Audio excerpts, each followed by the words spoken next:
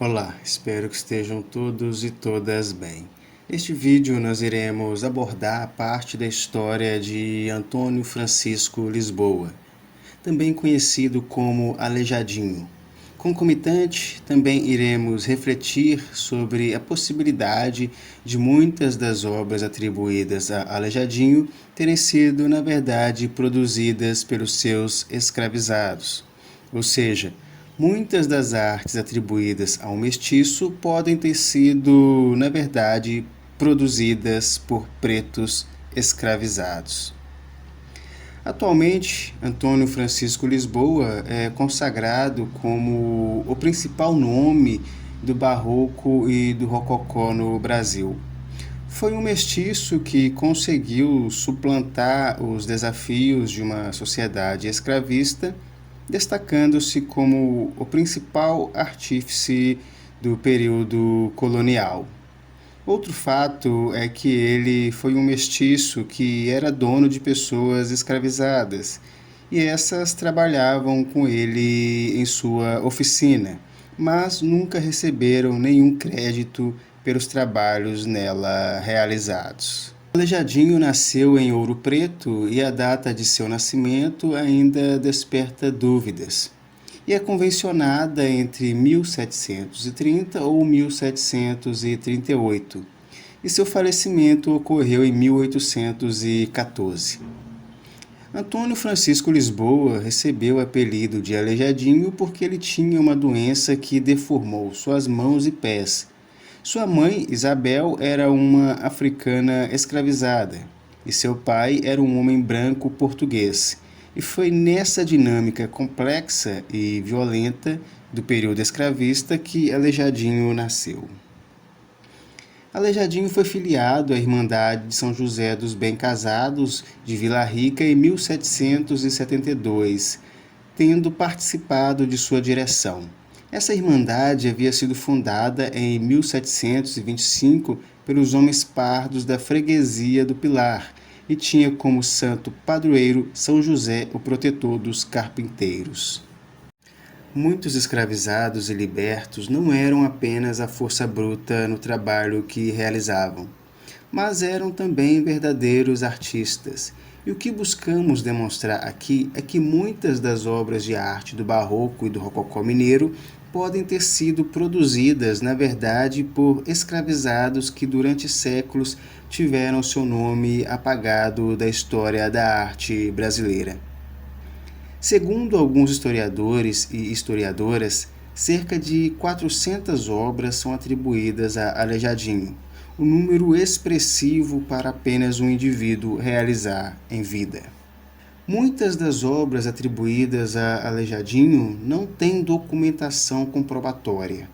Há atribuições que são debatidas por pesquisadores e muitas das obras tiveram a ajuda de escravizados, libertos, aprendizes e outros artífices. Por isso, um dos debates que atualmente suscita é que, ao invés de atribuir as obras somente ao Aleijadinho, ou à sua genialidade, enfatize a importância da sua oficina, destacando e nomeando os pretos escravizados que trabalhavam com ele e que possivelmente poderiam ter realizado inúmeras obras creditadas em seu nome.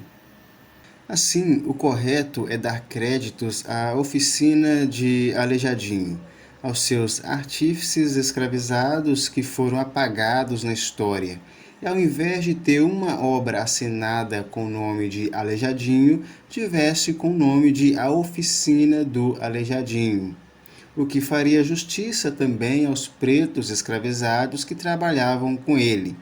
De fato, o mais justo seria destacar os nomes desses escravizados, mostrando a possibilidade deles terem sido os verdadeiros produtores de grande parte das obras barrocas. De fato, Aleijadinho foi um dos mais importantes artífices do período colonial, Mas e os que foram esquecidos ou apagados da história por serem pretos escravizados?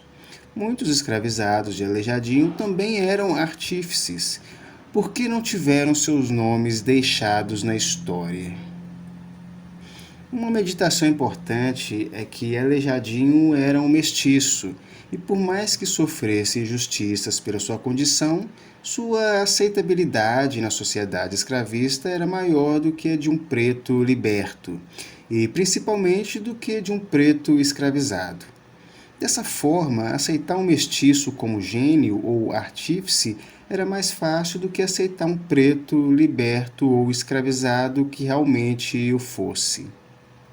Em vida, talvez Aleijadinho não fosse considerado um gênio, mas com certeza era valorizado pelas obras que a sua oficina produzia. Mas e os seus escravizados?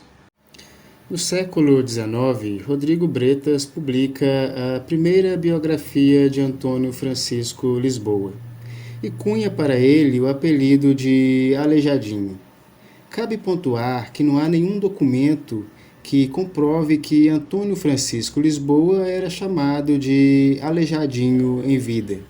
Dessa forma, esse apelido possivelmente foi criado e popularizado por Rodrigo Bretas, que também cria no imaginário social brasileiro um aleijadinho embranquecido. No século XX, o SFAM, Serviço do Patrimônio Histórico e Artístico Nacional, a fim de construir uma identidade brasileira, elegeu o Barroco Mineiro como símbolo da nação e consolidou a imagem de Aleijadinho como um herói artístico nacional. O SFAM foi criado durante o governo Vargas e teve como diretor o mineiro Rodrigo Melo Franco de Andrade. Esse, além de consagrar o nome de Aleijadinho, também contribuiu na consagração do nome de Joaquim José da Silva Xavier, o Tiradentes. Ainda no século XX, um historiador de arte francês chamado Germain Bazin divulga o nome de Aleijadinho internacionalmente e coloca o barroco e o rococó mineiro em nível mundial. O que podemos pontuar é que os correligionários do movimento modernista em Minas Gerais buscaram construir uma identidade mineira e encontraram no barroco e no rococó das cidades históricas uma arte com características próprias. O barroco mineiro era independente do italiano e de qualquer outro país europeu. O rococó mineiro suplantara o francês ou de qualquer outro país europeu. Assim, podemos entender que foi a partir da busca de se construir uma identidade mineira que o barroco mineiro acabou se tornando um símbolo de identidade nacional. Em 1933, Gilberto Freire publica Casagrande e Senzala e preconiza o mestiço como símbolo do Brasil.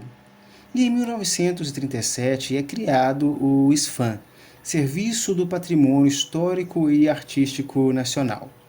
Podemos destacar uma relação importante entre a obra de Freire e o papel do SFAM na consagração de Aleijadinho. Antônio Francisco Lisboa, como um mestiço, se tornou um símbolo nacional.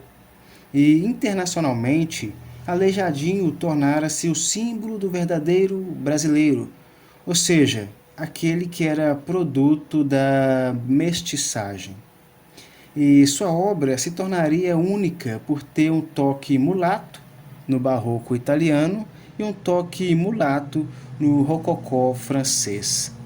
Assim, artes legitimamente europeias foram abrasileiradas por um legítimo brasileiro, ou seja, um mestiço. Uma pergunta importante é: será que se o Aleijadinho fosse preto, ele se tornaria um gênio nacional? Ou somente se tornou por ser mestiço? E qual a relação disso com o apagamento das contribuições de seus escravizados em sua oficina. Será que algumas das obras atribuídas ao Aleijadinho não foram produzidas por seus escravizados? E se algumas das obras do famoso Barroco e Rococó mineiro, ao invés de terem sido produzidas por um mestiço, não foram, na verdade, produzidas por pessoas pretas escravizadas ou libertas? Dessa forma, há a necessidade de se expandir os estudos não somente sobre a oficina do Aleijadinho, mas também aos pretos escravizados e libertos que trabalhavam com ele. Bom, vamos analisar uma citação que aborda o papel dos escravizados nas oficinas artísticas de Minas Gerais no século XVIII.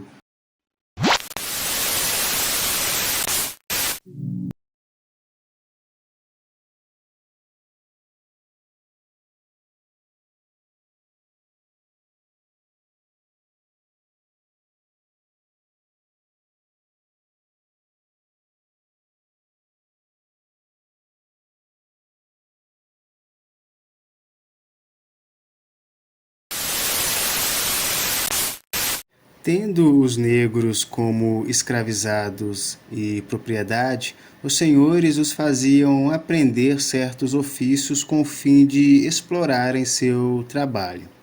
De qualquer forma, é inegável que os escravizados foram significativamente aproveitados em atividades artesanais ou artísticas, quando se revelavam capacitados para esse fim ou mesmo em atividades paralelas, como devastar a madeira, por exemplo.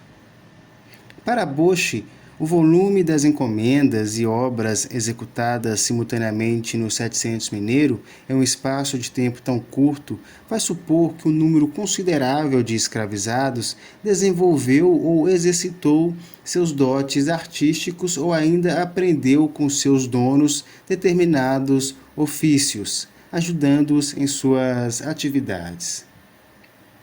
Diversos documentos, como também o discurso de viajantes como Spix e Martius e Lucock, levam a crer, em certa frequência, no costume de ensinar aos escravizados um ou mais ofícios ou de comprá-los já com vista a instruí-los e de depois passar a viver à custa do aluguel de seus serviços ou da exploração direta dos mesmos. Bosch cita como exemplo 2 escravizados de Aleijadinho mencionados na biografia de Rodrigo Ferreira Bretas. Agostinho, que para o autor teria sido entalhador, existe efetivamente certidão de óbito desse escravizado de Antônio Francisco Lisboa. E Maurício, que segundo Bretas teria sido sempre meeiro com o Aleijadinho dos salários que este recebia por seu trabalho, tendo participado das obras de escultura dos profetas de Congonhas do Campo, durante as quais veio a falecer. Não foi encontrada nenhuma documentação referente à existência desse escravizado, bem como sobre outro, chamado Januário, também mencionado por Bretas. Podemos refletir sobre um aspecto importante. Enquanto na Europa, em geral, o mestre da corporação era um oficial com comprovado domínio no ofício, essa situação peculiar vivida nas minas podia resultar em que o mestre da oficina não fosse o mais dotado dos membros de seu grupo, ou mesmo, quem sabe, nessa sociedade que o trabalho é naturalmente anônimo, pode ser que houvesse mestres que fossem apenas arrematadores das obras que iam a leilão para delegá-las a auxiliares ou terceirizar os serviços. Como diz Bosch, era comum a arrematação de obras por determinado artífice, porém com a execução das mesmas sendo transferida a terceiros, mediante acordo particular. Houve indivíduos que, independentemente de serem qualificados para determinados serviços, as arrematavam, confiando-as a outrem, em troca de certa quantia, ou associando-se a artífices capacitados a dar cumprimento ao que se convencionara. Poderia ter sido esse o caso de Antônio Francisco Lisboa? Supomos que não, porque o conjunto de Congonhas, efetivamente realizado por sua oficina, como revelam os documentos encontrados, foi executado por poucos profissionais em um tempo relativamente curto. Mas a possibilidade de que o entalhador tivesse sob suas ordens um ou mais escravizados, engenhosíssimos e peritos, cuja autoria teria desaparecido completamente no curso da história, essa não há como comprovar. Quem sabe os autores das obras mais interessantes atribuídas a Antônio Francisco Lisboa não teriam sido seus escravizados. Ou se quiser conservar a tese anacrônica do gênio iluminado, apenas um de seus escravizados. Por que não? Bom, a partir dessa citação, entende-se que muitos senhores ensinavam ofícios aos seus escravizados para explorar seu trabalho. Os escravizados atuavam na escultura, entalhe e em diversos trabalhos artesanais. O grande número de obras feitas em pouco tempo em Minas Gerais sugere que havia muitos escravizados trabalhando nas oficinas. O texto cita possíveis escravizados ligados ao Aleijadinho, que eram o Agostinho, Maurício e o Januário. A citação também aborda a diferença entre Europa e Minas Gerais e diz que na Europa o mestre da corporação era o mais qualificado. Já em Minas Gerais, o mestre podia apenas ganhar o contrato da obra.